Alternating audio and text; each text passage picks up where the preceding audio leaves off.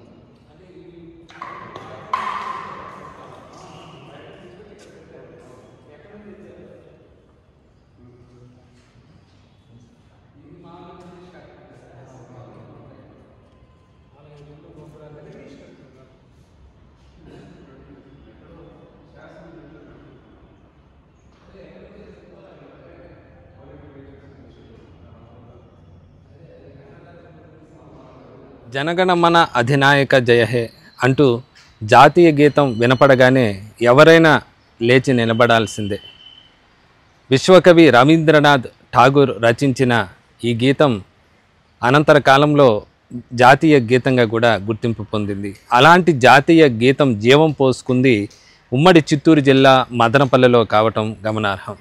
ఇంతకీ జాతీయ గీతానికి మదనపల్లెకి సంబంధం ఏమిటి, ఇక్కడ ఏ విధంగా జీవం పోసుకుంది తెలుసుకోవాలంటే ఈ స్టోరీ చూడండి. ప్రస్తుతం నేను మదనపల్లెలోని అనిబీసెంట్ కాలేజ్ దగ్గర ఉన్నాను. ఇక్కడ దీనిని స్థానికంగా బీటీ కాలేజ్ అని కూడా అంటారు. ఎందుకంటే బీసెంట్ అమ్మని స్థానికంగా పిలుచుకునేవారంట ఆమెను. దీంతో ఆ పేరు వచ్చింది. ప్రస్తుతం నేను ఇక్కడ రవీంద్రనాథ్ ఠాగూర్ విగ్రహం దగ్గర ఉన్నాను. సరిగ్గా ఈ ప్రదేశంలోనే మన రవీంద్రనాథ్ ఠాగూర్ గారు ఇక్కడే నడయాడారు. ఇక్కడ అనేక సార్లు ఈ కాలేజీతో విడదీయరాని అనుబంధం ఆయనకు ఉండేది. ఈ అనిబీసెంట్ కాలేజీకి ఆయన మొట్టమొదటిసారిగా 1911లో వచ్చారు. ఇక జాతీయ గీతం ఇక్కడ జీవం ఏ విధంగా పోసుకుందో మనం తెలుసుకోవాలంటే దానికి ఒక సంబంధించిన చరిత్ర కూడా తెలుసుకోవాలి. ప్రస్తుతం అనిబీసెంట్ కాలేజీ పరిస్థితి మనం చూస్తున్నాము. ఒకప్పుడు విద్యా కుసుమంగా, విద్యా కేంద్రంగా రాయలసీమలో భాసిల్లిన ఈ అనిబీసెంట్ కాలేజీ, ఈ బీటీ కాలేజీ ప్రస్తుతం అప్పటి గుర్తులు నెమరు వేసుకుంటూ శిథిలావస్థలో ఉన్న పరిస్థితి అయితే ఉందని చూడొచ్చు. అప్పట్లో రవీంద్రనాథ్ ఠాగూర్ ఇక్కడికి వచ్చిన సందర్భంలో ఆయన బస చేసిన ఇదే కాటేజీ మనం చూస్తున్నాం. ప్రస్తుతం ఆయన ఇల్లు ఎలా ఉందో ఒకసారి లోపలికి వెళ్ళి చూసే ప్రయత్నం చేద్దాం. ప్రస్తుతం రవీంద్రనాథ్ ఠాగూర్ జ్ఞాపకాలు గుర్తు చేసుకుంటూ కూడా గతంలో ఉన్న ఆయన సంబంధించి ఆయన ఇక్కడికి వచ్చినప్పుడు ఉన్న ఫోటోలు కానీ మిగతా ఫోటోలన్నీ కూడా ఇక్కడ మ్యూజియం రూపంలో భద్రపరచడం కూడా జరిగింది. ప్రస్తుతం అప్పట్లో ఆయన దస్తూరికి సంబంధించి కూడా మనం మరో ఫోటోలో కూడా చూస్తూ ఉన్నాము. అప్పట్లో ఆయన ఇక్కడే ఇదే కళాశాలలోని ఇదే గెస్ట్ హౌస్లో కూర్చొని అనేక రకాలుగా అప్పుడు జాతీయ ఉద్యమానికి సంబంధించి కూడా అనేక రచనలు చేయటం కూడా జరిగింది. ప్రస్తుతం ఆయన ఇదే కుర్చీలో ఇదే బెంచి అప్పట్లో ఆయన వాడిన వీటిని కూడా ఇక్కడ చాలా పదిలంగా భద్రపరిచిన పరిస్థితి అయితే ఉందని చెప్పచ్చు. మనం చూస్తున్నాం అప్పటికి ఈ కుర్చీ కానీ టేబుల్ చూస్తున్నాం. అలాగే అప్పట్లో రవీంద్రనాథ్ ఠాగూర్ ఆయన కుటుంబ సమేతంగా బెంగళూరుకి మొదటగా వచ్చినప్పుడు 1919లో ఆయన కుటుంబ సమేతంగా ఇక్కడికి వచ్చినట్లుగా తెలుస్తుంది. బెంగళూరు నుంచి ఇక్కడ మదనపల్లి గురించి తెలుసుకొని ఆయన ఇక్కడ వాతావరణాన్ని గురించి తెలుసుకొని ఇక్కడికి వచ్చి ఆయన ఇక్కడే గడిపేవాడని చెప్తారు. ఆయన ప్రస్తుతం మనం చూస్తున్నాము. ఆయనకు సంబంధించి కూడా 150 ఏళ్ళ జ్ఞాపకార్థం ఇక్కడ రాసిన అనేక ఆయన గురించి కీర్తిస్తూ రాసిన రాతలను కూడా మనం చూస్తున్నాం. అలాగే నేషనల్ యాంథమ్ ఇంగ్లీష్ వర్షన్ కూడా ఆయన ఇక్కడే రాయటం జరిగింది. మొదట బెంగాల్లో ఆయన 1911లో తొలిసారిగా జాతీయోద్యమం సందర్భంగా ఈ జాతీయ గీతాన్ని రచించడం జరిగింది. అనంతరం 1919లో ఈ మదనపల్లికి వచ్చి ఇక్కడ ఆయనకి దానికి స్వరకల్పన చేశారు. మనం జీవం పోసుకోవడం అంటే ఏదైనా పాటకు దానికి తగ్గ స్వరం ఉంటేనే ఆ పాటకు అర్థం వస్తుందని మనకు తెలుసు. ప్రస్తుతం ఆయన మహాత్మా గాంధీతో గడిపిన ఆ ఫోటోలు కూడా ఇక్కడ మధుర జ్ఞాపకంగా చూస్తున్నాం. అలాగే జాకీర్ హుస్సేన్ ఏదైతే ప్రముఖ చిత్రకారుడు ఆయన వేసిన పెయింటింగ్ కూడా ఇక్కడ భద్రంగా ఉన్న పరిస్థితి అయితే మనం చూస్తున్నాము. 1919లో రవీంద్రనాథ్ ఠాగూర్ ఇక్కడికి వచ్చి ఇదే ఇంటిలో గడిపేవారు. ఈ కళాశాలకు జేమ్స్ కజిన్స్ అనే వ్యక్తి, అప్పట్లో ఆయన ఐరిష్ జాతీయుడైన ఆ వ్యక్తి ప్రిన్సిపల్గా ఉండేవాళ్ళు. అలాగే ఆయన భార్య మార్గరెట్ కజిన్స్, ఆమె సంగీత మీద మక్కువగా ఉండే ఆ మహిళ ఎన్నో పాటలకు సంగీతం స్వరకల్పన చేస్తూ ఉండేది. ఆమె మార్గరెట్ కజిన్స్ సంబంధించి అప్పట్లో రవీంద్రనాథ్ ఠాగూర్ జాతీయ గీతం గురించి ఆమెకు చెప్పినప్పుడు, అలాగే ఇక్కడ విద్యార్థులతో ఆయన కలిసి ఆ పాట గురించి ఆ పాట పాడుతున్న సమయంలో దానికి స్వరకల్పన చేయాల్సిందిగా మార్గరెట్ కజిన్స్కి ఆయన రవీంద్రనాథ్ ఠాగూర్ కోరారని చెప్తారు. దీంతో ఆమె ఇక్కడ స్వరకల్పన ఆ పాటకు చేయటం, ఆ గీతానికి చేయటం జరిగింది. దానికి సంబంధించి మనం ఆ మధురమైన జ్ఞాపకాలు ఈ ఫోటోల రూపంలో ఇక్కడ భద్రపరచు ఉండడం చూస్తున్నాము. అలాగే అప్పుడు రవీంద్రనాథ్ ఠాగూర్ నివసించిన ఇల్లు పూర్తిగా శిథిలమైపోతే కొంతవరకు దీన్ని బాగు చేయడం కూడా జరిగింది. ఇది ఒక బెడ్రూమ్గా చెప్పుకోవచ్చు. బెడ్రూమ్, హాలు, చిన్న వరండా, ఆ తర్వాత ఇక్కడ ఒక బాత్రూమ్, ఇలాంటి చిన్న ఇంట్లోనే విశ్వకవి అప్పట్లో నివసించేవారు. ఇక్కడే ఆయన ఎన్నో మధుర జ్ఞాపకాలు ఆయనకి ఇక్కడ పదిలంగా ఉన్న పరిస్థితి అయితే ఉందని చెప్పచ్చు. అలాగే ఆ తర్వాత ఇక్కడే ఉన్న కళాశాలలోని ఒక హాల్లో విద్యార్థుల చేత స్వరబద్ధంగా మార్గరెట్ కజిన్స్ స్వరం సమకూర్చిన ఆ జాతీయ గీతానికి ఒక స్వరబద్ధంగా ఇప్పుడైతే మనం ఆలపిస్తున్నామో అదే స్వరంలో వాటిని పాడిన పరిస్థితి అయితే ఉందని చెప్పచ్చు. అలా ఇక్కడ మనం ప్రస్తుతం ఆయన రవీంద్రనాథ్ ఠాగూర్ గుర్తుగా ఆయన ఇంటిని చూసాము. అలాగే ఏదైతే ఇప్పుడు మనం చెప్పుకున్నామో కళాశాలలో స్వరకల్పన రూపొందించిన ఆ జాతీయ గీతం జీవం పోసుకున్న ఆ గదికి కూడా వెళ్ళి అక్కడ ఎలా ఉందో కూడా చూసే ప్రయత్నం అయితే చేస్తాం. ఇక ప్రస్తుతం నేను ఠాగూర్ గారు అప్పట్లో ఏదైతే జాతీయ గీతానికి స్వరకల్పన చేసిన గది ఉందో ఆ గది ముందే ఉన్నాం. ప్రస్తుతం నేను మీకు చూపిస్తున్నాను. ఇక్కడ ఉండే ఈ గదే ఠాగూర్ రూమ్గా పైన మనం బోర్డు కూడా చూస్తున్నాము. అప్పట్లో ఇదే హాలులో ఆయన జాతీయ గీతాన్ని విద్యార్థులతో ఆలపించారు. ఈ గది జాతీయ గీతంతో ప్రతిధ్వనించింది. ప్రస్తుతం ఆ గది ఎలా ఉంది ఒకసారి లోపలికి వెళ్ళి చూసే ప్రయత్నం అయితే చేస్తాం.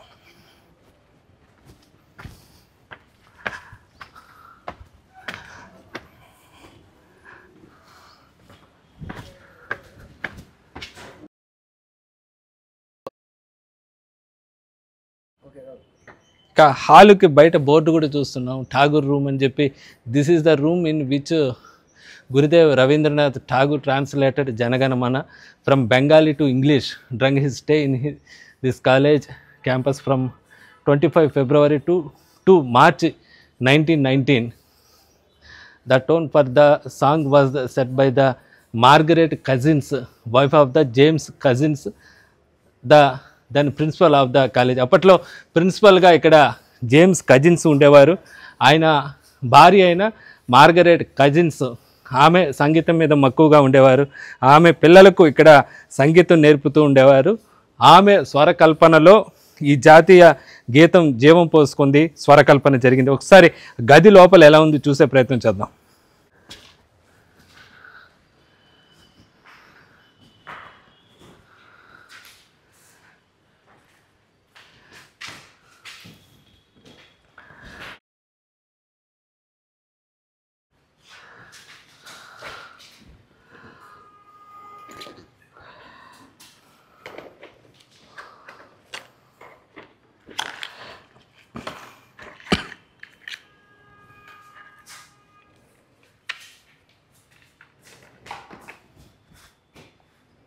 ప్రస్తుతం నేనున్న ఈ హాలులోనే జాతీయ గీతం జీవం పోసుకున్న హాలు చూస్తున్న చాలా చిన్న గది. అప్పట్లో 1919లో ఇదే ప్రాంతంలో రవీంద్రనాథ్ ఠాగూర్ విద్యార్థులతో కలిసి ఇక్కడ ఆ పాటకు ఆ గీతానికి స్వరకల్పనలో పాల్గొన్నారు. మార్గరెట్ కజిన్స్ సహకారంతో ఆమె స్వరకల్పన చేసిన గీతాన్ని ఇక్కడ విద్యార్థులతో ఆలపించిన పరిస్థితి అయితే చూస్తున్నాం. అప్పటి బ్రిటిష్ ప్రభుత్వ అప్పటి కాలంలో మనం చూస్తున్నాం. అప్పటి నిర్మాణం ఇప్పటికీ కూడా ఇలాగే ఉంది. కొన్ని చోట్ల శిథిలావస్థలో ఉన్నప్పటికీ కూడా చాలా గదులు ఇప్పటికీ అలాగే ఉన్నాయి. ప్రస్తుతం మనం చూస్తే బోర్డు కూడా చూస్తున్నాం. 2022-12 అంటే దాదాపు 2 ఏళ్ల క్రితం ఇక్కడ క్లాసులు జరుగుతూనే ఉండేవి.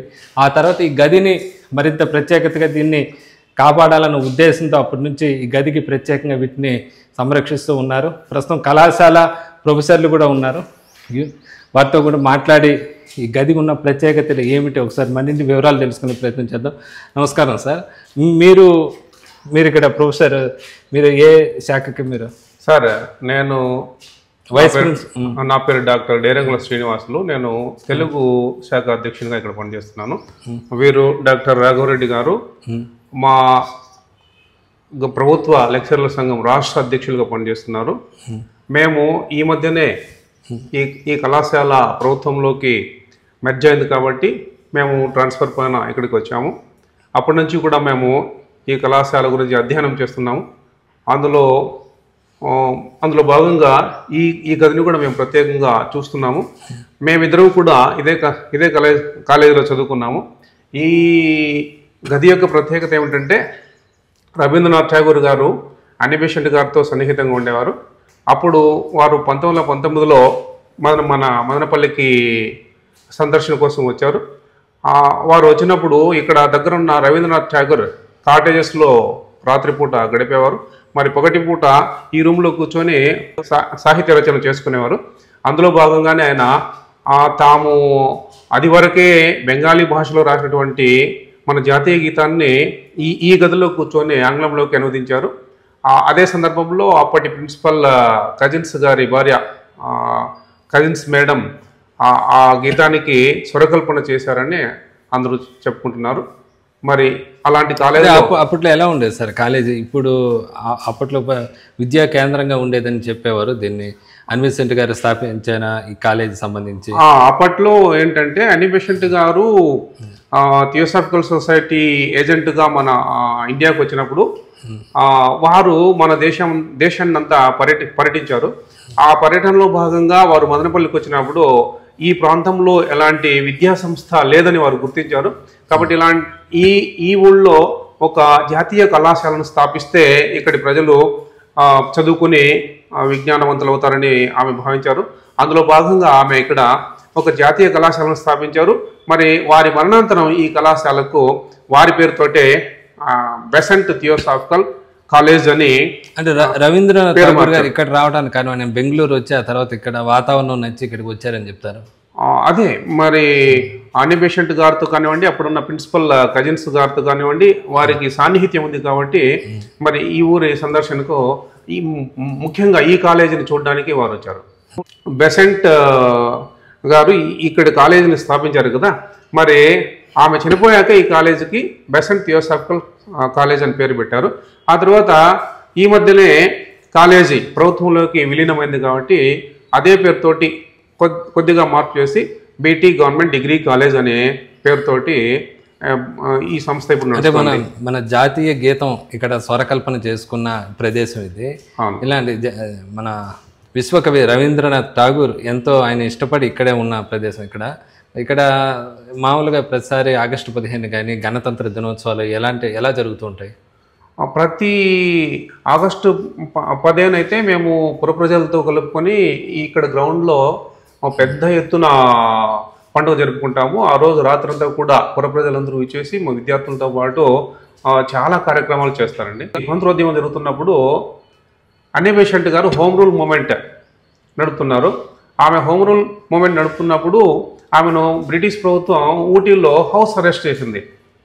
అప్పుడు ఏం చేశారంటే మన బీటీ కాలేజీ విద్యార్థులు ఆమె హౌస్ అరెస్ట్కు నిరసనగా ఇక్కడ పెద్ద ఎత్తున నిరసన తెలియజేశారు. ఆ విధంగా మన బీటీ కాలేజీ విద్యార్థులు భారత స్వతంత్రోద్యమంలో పాల్గొన్న మొట్టమొదటి విద్యార్థులు అయ్యారు. అది మనకు గర్వకారణం. అది ప్రొఫెసర్ గారు కూడా చెప్తున్నారు, శ్రీనివాస్ గారు కూడా. ఆయన ఇక్కడ తెలుగు ప్రొఫెసర్గా కూడా పనిచేస్తున్నారు, సేవలు అందిస్తున్నారు. అలాగే సహచార ఉపాధ్యాయులతో ప్రొఫెసర్లతో కలిసి కూడా ఇక్కడ మళ్ళీ పరిశోధన కూడా చేస్తున్న పరిస్థితి అయితే ఉంది. ఇంకా ఈ కాలేజీ మనం చూస్తే ఇక్కడ 1919లో ఇక్కడ స్వరకల్పన చేశారు. అంతకుముందే దాదాపు 1915 ప్రాంతంలో అనిబిసెంట్ హోమ్ రూల్ ఎక్కడైతే మన దేశంలో హోమ్ రూల్ ఉద్యమం నడిపారో ఈ కళాశాల దీనికి ప్రిన్సిపల్గా జేమ్స్ కజిన్స్ ఉండేవాళ్ళు. ఆయన భార్య మార్గరెట్ కజిన్స్ స్వరకల్పన చేశారు జాతీయ గీతానికి. ఇలాగా ఈ హాలుకు కానీ ఈ కళాశాలకు కానీ ఇక్కడ ఉన్న ఏదైతే మన ఠాగూర్ గారు నివసించిన ఆ గెస్ట్ హౌస్ కానీ ఇవన్నీ కూడా ఎంతో గుర్తింపు పొందాయి. అయితే ఇది భవిష్యత్ తరాలకు దీన్ని అందించాల్సిన ఆవశ్యకత అయితే ఖచ్చితంగా ప్రభుత్వం పైన ఉందని చెప్పచ్చు. దీన్ని సంరక్షించి ఈ కాలేజీ కానీ అలాగే విశ్వకవి రవీంద్రనాథ్ ఠాగూర్ జ్ఞాపకాలను కూడా భవిష్యత్ తరానికి జాగ్రత్తగా పదిలంగా అందించాల్సిన బాధ్యత అయితే ఖచ్చితంగా ప్రభుత్వం మీద ఉందని చెప్పచ్చు. ఇది రవీంద్రనాథ్ ఠాగూర్ జాతీయ గీతానికి స్వరకల్పన చేసిన ప్రదేశం గురించి. కేవలం స్వరకల్పనే కాదు, బెంగాల్ నుంచి ఇంగ్లీష్లో కూడా ఇక్కడే ఆయన అనువదించారు. ఇలా స్వతంత్ర ఉద్యమానికి సంబంధించి ఈ ప్రదేశానికి ఎంతో ప్రాధాన్యత ఉందని చెప్పచ్చు.